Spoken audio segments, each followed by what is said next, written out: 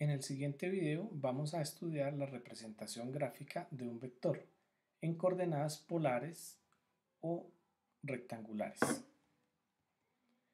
Como dijimos en un video anterior, un vector se puede representar en el plano cartesiano. Lo identificamos con una letra y con el símbolo de una flechita sobre la letra.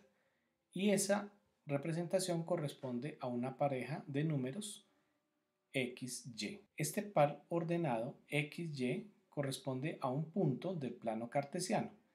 Ese punto va a ser el punto final del vector que tiene punto inicial en el origen. Es decir, como dijimos que un vector lo representábamos con una flecha, cuando nos dan un vector con coordenadas una pareja de números, la primera cantidad corresponde al número de unidades en el eje X y la segunda cantidad al número de unidades en el eje Y.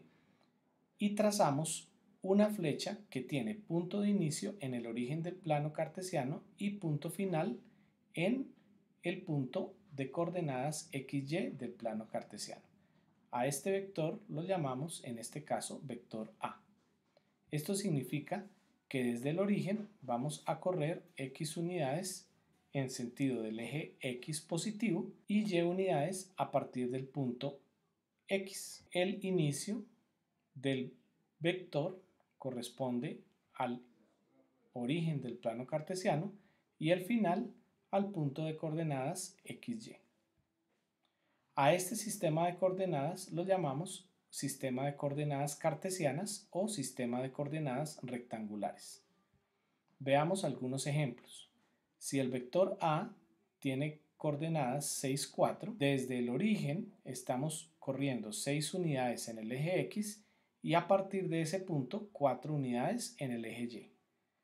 Allí queda el punto final del vector A. En el caso del vector B, que tiene coordenadas menos 4, 8, entonces dibujamos desde el origen 4 unidades en el sentido negativo del eje X y desde allí 8 unidades en el sentido positivo del eje Y. Trazamos una flecha que une el origen del plano cartesiano con el punto menos 4, 8 y hemos dibujado el vector B. En el caso del vector C, que tiene coordenadas menos 5, 4, nos ubicamos desde el origen, corremos 5 unidades en el sentido negativo del eje X y desde allí corremos 4 unidades en el sentido negativo del eje Y. Unimos el origen del plano cartesiano con el punto de coordenadas menos 5, menos 4 y trazamos entre ese par de puntos una flecha y a esa representación gráfica la llamamos el vector C. El vector D tiene coordenadas 0, menos 6, entonces a partir del origen corremos 0 unidades en eje X, es decir, no corremos nada en el eje horizontal y corremos menos 6 unidades en el sentido del eje Y, es decir, 6 unidades en sentido vertical hacia abajo.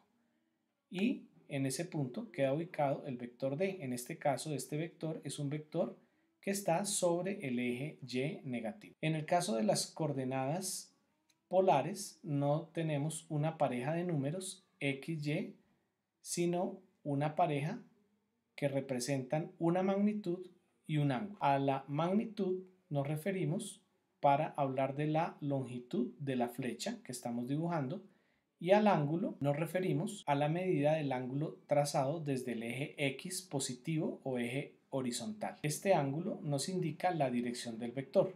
Si nosotros trazamos esa magnitud y ese ángulo, vamos a llegar al mismo punto de coordenadas XY que teníamos en el sistema de coordenadas cartesianas.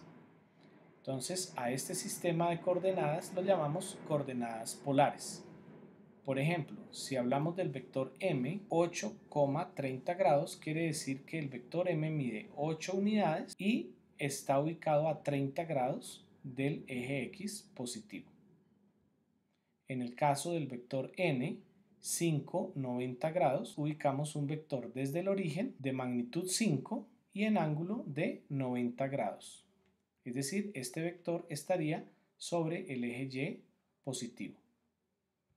Para el caso del vector R, 7, 160, Quiere decir que desde el origen hasta el final del vector, donde dibujamos la flecha, hay 7 unidades y el ángulo es de 160 grados desde el eje X positivo. Para el caso del vector t, 5, 310 grados, indicamos entonces que la flecha tiene magnitud de 5 unidades y el ángulo es de 310 grados contando desde el eje X positivo. Notamos que en cualquiera de los dos sistemas de coordenadas, cartesianas o polares, hay una pareja de números. Las distinguimos porque en el sistema de coordenadas polares la segunda cantidad de la pareja indica el ángulo y eso lo notamos cuando colocamos el símbolo de grados. Si no tiene el símbolo de grados en la segunda componente del vector, asumimos que el